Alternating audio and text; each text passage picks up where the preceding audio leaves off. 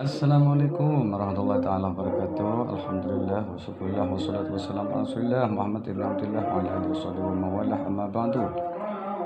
Qala Allah Ta'ala fi kitabil karim, a'udzu billahi minasyaitonir rajim. Bismillahirrahmanirrahim.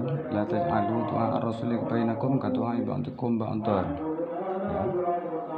Allah Subhanahu wa taala telah menggariskan, telah memberi contoh kepada kita semua untuk memanggil Rasulullah, ya, dengan sebutan yang elok, dengan sebutan yang baik, dengan sebutan yang semestinya, yaitu lewat firman-Nya, la taj'alu du'aakum, doa ar-rasulih, janganlah kau menjadikan memanggil rasul itu bainakum, di antara kamu, ka du'a ba'dikum ba'dan, seperti memanggilnya kamu sebagian pada sebagian yang lain. Maksudnya, setelah kita pelajari dalam tafsir, ya, bahwa tidak boleh mengatakan atau memanggil nama, ya Muhammad, tidak boleh.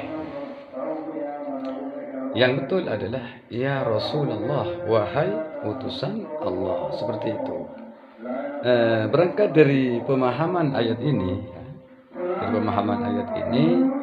saya menemukan beberapa kejanggalan, yaitu undangannya RA Rabithah Alawiyah terhadap Kiai Haji Imaduddin, kemudian Dr. Sugeng, kemudian Syarif Zulfikar, ya, Sayyid Zulfikar, ya. Kemudian juga ada yang lainnya, itu langsung menyebut nama, ya, menyebut nama kepada saudara Imaduddin, nah, seperti itu, kepada saudara Sugeng, kepada saudara Zulfikar. Nah, dalam Al-Quran tidak seperti itu. Jadi terhadap Nabi saja itu dilarang, dan ini dijalankan, dicontohkan oleh para ulama kita. Setelah kita memanggil seorang kiai, maka disebut kiai, ya, kiai haji misalnya, kiai haji pulan, kiai haji pulan, seperti itu, atau lora, ya, atau gus, atau ustad, ya, ala ustad. Nah, jadi budaya kita itu sesuai dengan Al-Quran. Sedangkan akhlak dari Pak Alawi, dari cara penyebutannya saja itu sudah melanggar Al-Quran, ya. Karena sekarang kan sudah tidak ada nabi, ya, karena sudah tidak ada nabi, yang ada hanya pewaris nabi, yaitu para ulama, para kiai, ya. Maka dipanggil, ya, dengan kekiaiannya. Jadi sesungguhnya bagi orang yang berakal, nah, sebelum berkata-kata, sebelum bersikap, itu dipikir lebih dulu. Makanya ya, orang yang berakal itu adalah meletakkan akalnya di depan mulutnya. Maksudnya sebelum berbicara, sebelum menulis, itu dipikirkan dulu. Dan cukup menyakiti, ya, cukup menyakiti kalau budaya kita, ya, tradisi di kita itu cukup menyakiti, karena tradisi di kita itu identik dengan akhlakul karimah yang telah dibawa oleh para wali songo. Jadi misalnya seorang wali songo, ya, dianggap dipanggil sunan atau sayyid, seperti itu. Jadi menurut saya tetaplah panggil seperti apa yang telah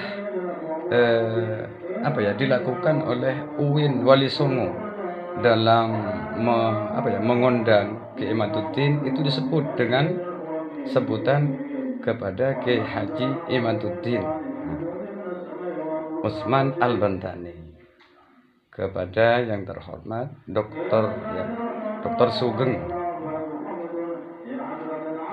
kemudian kepada yang terhormat Sayyid Zulfikar.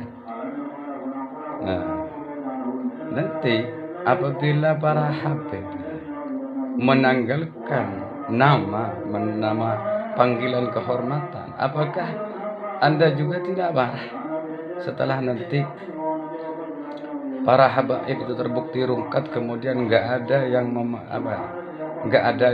manggil habib?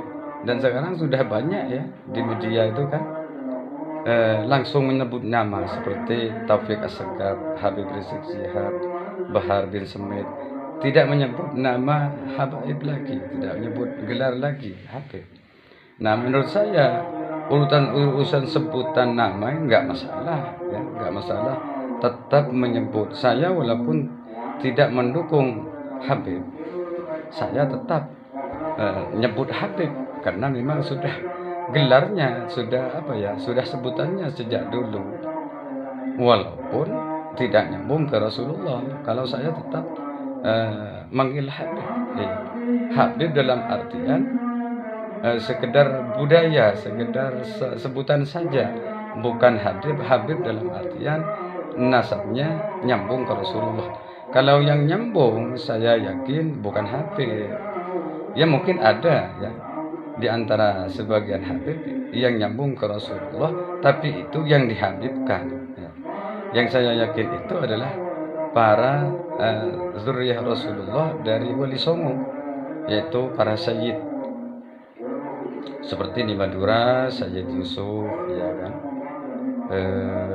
Banyak lagi para sayyid, karena rata-rata di Madura itu memang sayyid, batu nisannya bertuliskan sayyid. Tapi akhir-akhir ini di tetangga saya, ya, di sebelah desa saya ini ada namanya Pujuk Lanceng. Namanya Pujuk Lanceng, tapi disebut sebagai Habib. Seperti itu. Dekat ya, sekitar 1 kilo atau 1,5 kilo di rumah saya ini ada Pujuk Lanceng, berubah nama menjadi Habib Abdurrahman kalau tidak keliru. Bisa dicek sendiri, bukan hoak, ini fakta. Iya. Kemudian ya tentang masalah percaya atau tidak ke Habib itu sesungguhnya hanya satu menurut saya, dua.